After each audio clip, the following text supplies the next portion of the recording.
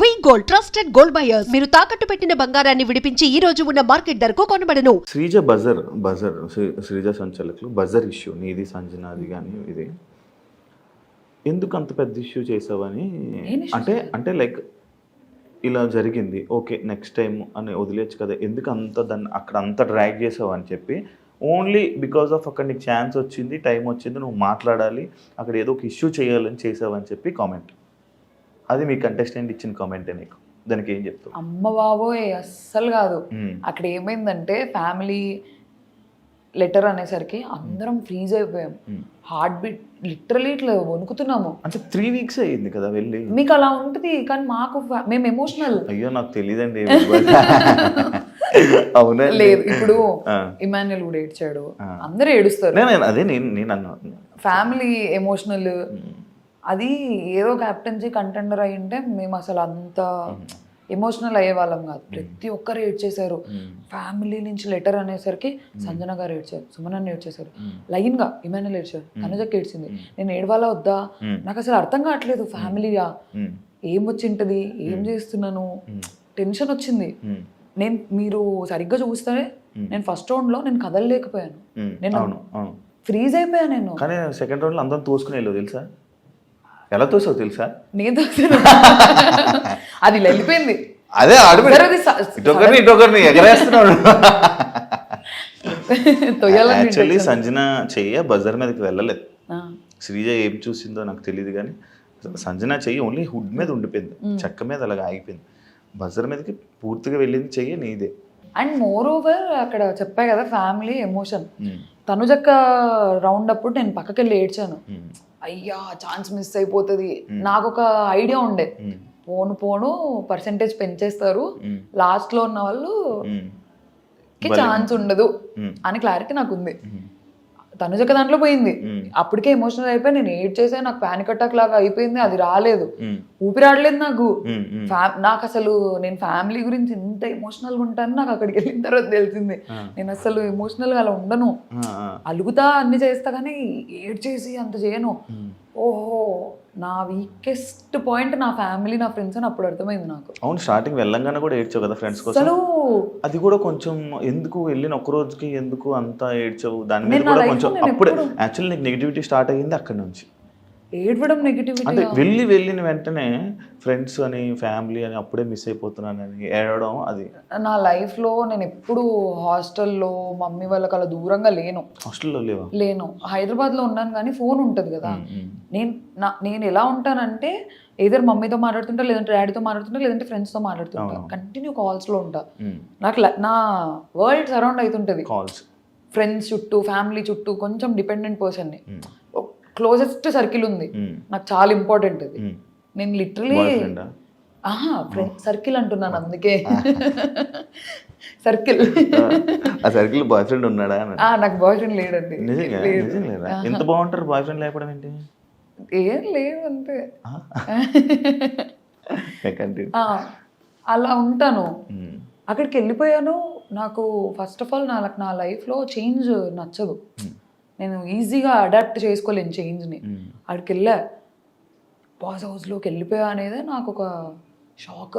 అగ్ని పరీక్షలు కూడా ఫోన్ లాక్కున్నారని విన్నాను. అవును, మరి అప్పుడు అలవాటు అయింది కదా. నైట్ చేసేవాళ్ళు కదా నాకు, morning to night shoot, mid night 2 అయినా కూడా ఒక అరే తెలుసా ఇట్లా అయింది అని చెప్పి మాట్లాడుకునేదాన్ని. ఒకరు ఉంటారు నాతో మాట్లాడడానికి. ఇక్కడ అలా లేదు, అందరు కొత్త వాళ్ళు, ఎవరు మాట్లాడట్లేదు. శ్రీజ వాళ్ళు మేము అందరం ఫ్రెండ్స్, జస్ట్ తెలుసు అంతే. అలా నాకు మనీష్కి ర్యాపో ఉండేది, ఎందుకంటే మేము కొంచెం మాట్లాడేవాళ్ళం అగ్ని పరీక్షలు అంతా.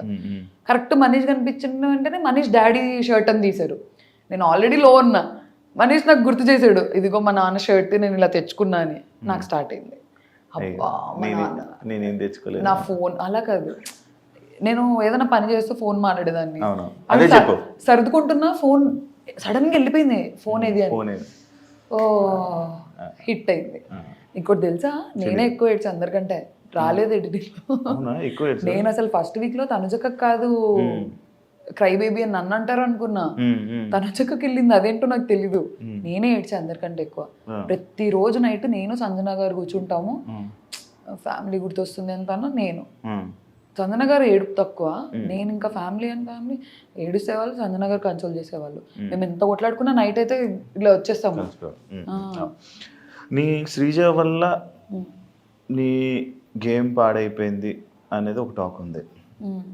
దానికి నువ్వు చెప్పేది ఎందుకంటే మీ ఇద్దరు నేను ఒక వీకెండ్ నాగార్జున సార్ మిమ్మల్ని తిడుతుంటే జనాలు ఎంజాయ్ చేశారు, అలా వాగుతూనే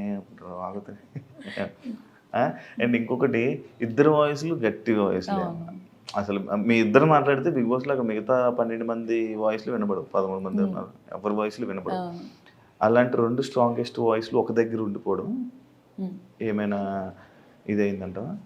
అంటే నేను లోపల ఉన్నప్పుడు నేను అది ఫీల్ అవ్వలేదు, శ్రీజ వల్ల నా గేమ్ పాడవుతుంది. బయటకు వచ్చాక ఫీల్ అయ్యావా? అంటే ఇదంతా చూడడం వల్ల ఇప్పుడు మేమిద్దరం కొంచెం ఎగ్జైటెడ్ గా ఫీల్ అయ్యే క్యాండిడేట్స్.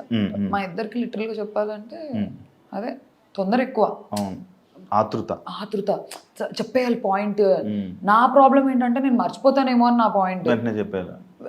నేను ఇంకోటి ఆలోచించే లోపు చెప్దాం పాయింట్ అని అలా అందించుకొని ఇద్దరం కొంచెం సిమిలర్ గా ఉండేసరికి అది కొంచెం నెగిటివ్ అయింది. అది నాకు లోపల తెలియలేదు, బయటకు వచ్చిన తర్వాత అర్థం. చెప్పారు ఎవరైనా? చాలా చెప్పారు. ఏమని చెప్పారు? అట్లీస్ట్ తనన్న సైలెంట్ గా ఉండింటే నీకేం బాగుండేది, నువ్వు సైలెంట్ గా ఉన్నా తనకేం బాగుండేది. ఇద్దరు ఇలా కకే అని వచ్చేసారు.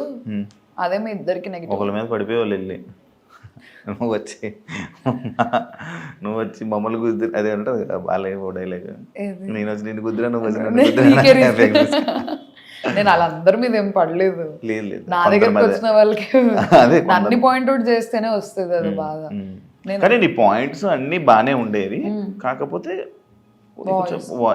నువ్వు ఏదో మాట్లాడుతుంటే పక్క నుంచి తను వచ్చి ఇంకా రేపడం వల్ల ఇద్దరు చెలరైపోయేవాళ్ళు. అదే ఇంకోటి చాలా యాక్టివ్గా ఉండే పర్సన్ నువ్వే, హైపర్ యాక్టివ్. మార్నింగ్ డ్యాన్స్ చేయడానికి ఏమైంది నీకు? సాంగ్స్ పెడితే నాకు ఇంతేనా?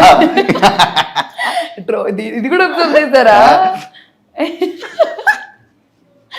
దాని గురించి సౌండ్ వస్తుంది, అంత బాగుంటది, వైబ్ ఎలా ఉంటది, దానికి కూడా నువ్వు ఎంత మంది ఏడిపించారు తెలుసా నన్ను లోపల. నాదొక స్వెటర్ ఉండేది, నేను దానిలో చేతులు పెట్టుకొని ఇలా ఊగేదాన్ని. నాకు ప్రాబ్లం ఏంటి తెలుసా? కాదు, నాకు లేచిన తర్వాత కొంచెం టైం కావాలి. నేను ఇలా హాఫ్ ఐస్ తో వచ్చేదాన్ని బయటికి. రాము ప్రియా కళ్ళు తెరివే అనేవాడు. నాకు ఓపెన్ అయ్యేది కాదు. సాంగ్ అంతా అయిపోయిన తర్వాత నేను యాక్టివ్ అయ్యేదాన్ని. మళ్ళీ అడిగేదాన్ని, బిగ్ బాస్ ఇప్పుడు పాట పెట్టండి, బిగ్ బాస్ ఇప్పుడు డాన్స్ చేస్తాను. నాకు కొంచెం టైం కావాలి లేచిన తర్వాత యాక్టివ్ అవ్వడానికి. నేను నిద్రలో నుంచి లేవడమే ఉలిక్కిపడి లేసేదాన్ని. పాట టక్కన వస్తుంది కదా అని వచ్చేదాన్ని. కొంచెం నిద్రలో నుంచి దిగడానికి టైం పట్టేది, పాట అయిపోయేది. మీరు చాలాసార్లు హౌస్లో కామనర్స్ వర్సెస్ సెలబ్రిటీస్ అనే టాపిక్ అన్నారు. మీకు అగ్ని పరీక్ష ఎక్స్పీరియన్స్ ఉంది, మీరు సెలబ్రిటీసే కదా, అది ఎందుకు మర్చిపోయారు? నేను చాలా సార్లు అనలేదు, ఒక్కసారి టాస్క్ లో. అంటే అది క్యాప్టెన్సీ టాస్క్ అని మాకు తెలుసు, కానీ మాకు మా పర్స్పెక్టివ్ ఎలా ఉందంటే ఓనర్ అవ్వాలి క్యాప్టెన్ అని. బర్నీ అన్న కూడా నాతో ఓకే నాన్న నేను ఆడతాను, నువ్వు కాలచక్రంలో చూసావు కదా, నేను నీ తరపునే ఆడతాను, మీ తరపునే ఆడతాను అని చెప్పి మాకు చెప్పారు. బయట యాక్టివిటీ రూమ్ లోకి వెళ్ళిపోయిన తర్వాత మాట్లాడట్లేదు మాతో ఎవరితో. బర్నీ అన్న అసలు పలకట్లేదు. డెమన్ పవన్ పిలుస్తున్నాడు అన్న అని. మాకేంటి ఓనర్ నుంచి అవ్వాలి క్యాప్టెన్ అని ఉండే, ఎందుకంటే సంజన గారు టెనెంట్ నుంచి అయ్యారు, ఒక ఓనర్ అవ్వాలి అని. ఓనర్స్ భరణి అన్న ఓనర్. అతను బయట మాతో నేను స్పోర్ట్స్ మెన్ ని నాకు చాలా చెప్పారు, నేను స్పోర్ట్స్ పర్సన్ ని, నేను బాగా ఆడతాను నాన్న, నువ్వు చూడు ప్రియా అది ఇది. లోపలికి వచ్చిన తర్వాత ఆడలేదు, నాకు ఫ్లిప్ అయిపోయారు. ఆ వర్డ్ వాడాలో తెలియదు కానీ తను మాట్లాడలేదు లోపలికి వచ్చి. సడన్ గా వాళ్ళిద్దరు కలిసి ఆడేశారు, వీళ్ళిద్దరు కలిసి ఆడేశారు. డెమోన్ అడుగుతున్నాడు అన్నా అన్నా అన్నా అని పిలుస్తున్నాడు, పలకట్లేదు, రావట్లేదు. మేము పిలుస్తున్నాం బర్నీ అన్న అని. ఫస్ట్ రౌండ్ లో ఎప్పుడైతే మనీష్ కాల్తో అది తోసేశాడు, అన్నిలా తోసేశాడు, నేను ఇద్దరికి స్టాండ్ తీసుకున్నా. చాలా క్లియర్ గా చెప్పా, మనీష్ తప్పు చేశాడు, బర్నీ అన్న తప్పు చేశాడు అనలేదు నేను. ఓనర్స్ తప్పు చేశారు అని అన్నా. ఇద్దరిని అన్నా. ఓనర్స్ నుంచి తప్పు వచ్చింది, సంచాలక్ టెనెన్స్ ఏం లేదు, ఓనర్స్ నుంచి తప్పు వచ్చింది. వాళ్ళు పక్కపక్కన తిరుగుతూ పూసుకోవట్లేదు. ధరణి అన్న ఏమైంది అన్న. మాకు అక్కడ ఎలా అయిపోయిందంటే ఫస్ట్ ఆడతా అని చెప్పి ఆడలేదు, మళ్ళీ వచ్చిన తర్వాత వీళ్ళు గొడవ పడేసుకుంటున్నారు. ఆ మూమెంట్లో పక్కన డెమాన్ ఉంటే ఇద్దరు కలిసి డెమాన్ని పూస్తున్నారు, కానీ ఇమాన్యుల్ అన్నకి భరణి వన్న పూయట్లేదు, ఇమాన్యుల్ భరణి అన్నకి పూయట్లేదు. అక్కడ ఫ్రస్ట్రేట్ అయిపోయాం మేము. మీరు ఓనర్ కదా, మాట ఇచ్చారు కదా, సంబంధం లేదు కదా అక్కడ, మీరు అన్ని మాట్లాడాల్సిన అవసరం లేదు. మేము మాట్లాడాల్సిన అవసరం లేదు. నా పాయింట్ ఏంటంటే మీరు ఎందుకు మాట ఇచ్చారు అలాంటప్పుడు బయట? ప్రియా నేను ఆడతాను రా చెప్పుకోండి ఉండాల్సింది. ఫేస్ టు ఫేస్ లేదురా నేను నా గేమ్ నేను ఆడతానంటే మేము అడిగే వాళ్ళం కాదు కదా. మా అందరికి అది కోపం వచ్చింది. నాకు, శ్రీజకి, హరీష్ గారు, మనీష్, కళ్యాణ్ సైలెంట్ ఉన్నాడు. డెమాన్ కూడా గేమ్ లో చూపించకూడదు అని చెప్పి క్లాప్స్ కొట్టి హే హే హే ఇలా చేసాడు. కానీ అందరూ ఫ్రస్ట్రేటెడ్ అసలు. చూసారా, అతను ఎండ్ ఆఫ్ ది డే వాళ్ళకే సపోర్ట్ చేస్తాడు. అతను ఓనర్ అయినా కూడా టెనెంట్స్ తరపునే ఆడుతున్నాడు. సెకండ్ రౌండ్ అయింది, మళ్ళీ పోయట్లేదు. మా పర్స్పెక్టివ్ ఏమంటే మేము commoners, end of the day మీరు ఓనర్ అయి ఉండి ఓనర్స్ వర్సెస్ టెనెంట్స్ ఆడకుండా కామనర్స్ అదే అనాలి. ఓనర్స్ టెనెంట్స్ అంటే బాగుంటది.